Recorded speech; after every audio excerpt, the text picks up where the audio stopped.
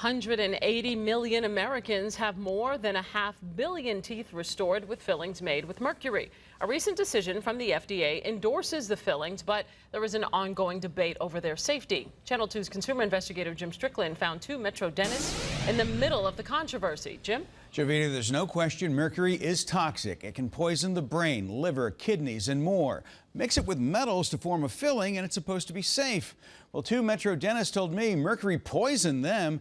Now they're trying to get rid of it, mouth by mouth, tooth by tooth. A Buckhead dental office becomes a hazmat zone as Dr. Michaela McKenzie gets ready for the procedure that makes up nearly her entire practice, mercury filling removal. Mercury is extremely toxic. It is more poisonous than arsenic, and you're putting it in patients' mouths. McKenzie says mercury readings in her 20-year-old patient's mouth were enough to shut down a school. Elizabeth LePapin is hoping removing the mercury will clear the brain fog that's plagued her for years. I could start concentrating better. I could start thinking more, not forgetting things a lot, and stop getting a lot of headaches. McKenzie says headaches were just the beginning for her. I was poisoned when I was in dental school from mercury, and I got very, very sick. Gwinnett County dentist Ronald Dressler considers himself a mercury survivor and a reformed pro-mercury dentist. Volumes of science say that mercury is a poison and it should not be used. There are no studies demonstrating the safety of dental mercury amalgam. After taking 5 years to consider conflicting research, the FDA in January denied petitions to ban mercury or declare it a high-risk medical device. The American Dental Association also defends the fillings as having established a record of safety and effectiveness. An ADA video speaks to the anti-mercury crusaders. Unfortunately, there's some groups who don't accept the science, who like to rely on fear and other factors. The ADA takes issue with mercury removal as well. Its code of professional conduct says unless the patient is allergic, taking them out is improper and unethical. Dressler violated that professional code when he took 9 fillings out of this woman's mouth. Mercury did this? Mercury did this. You're convinced?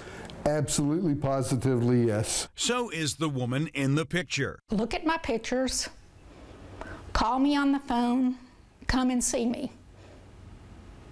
And I will tell you what mercury poisoning can do and did do to me. For Angela Cochran, the rash was just part of it. Her diagnosed mercury poisoning caused heart and digestive problems and blood pressure spikes. She started to feel a difference 3 weeks after getting her fillings out. I had to keep telling myself, you feel better today. I know I feel better today. I could actually go down the stairs today. Cochran went from tears to anger when the subject turned to the FDA's decision to leave mercury alone. If they want to call me a crackpot, they can call me a crackpot. I've lived it. I'm not the only person that has been sick from this misuse of mercury. Now, the American Dental Association scheduled, then canceled 2 on-camera interviews. But the debate is not over. The Food and Drug Administration says it's continuing to study mercury in fillings and will take action as warranted.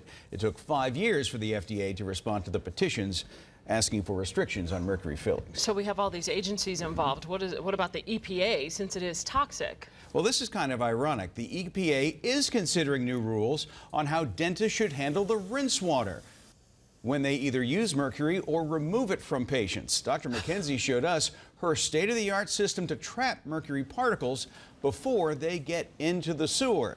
The EPA says half of all the mercury coming into wastewater plants is coming from dental offices. This is so bizarre. So it floated in your mouth for a while, but watch the wastewater. Exactly. Yeah, there's a problem here. Yep.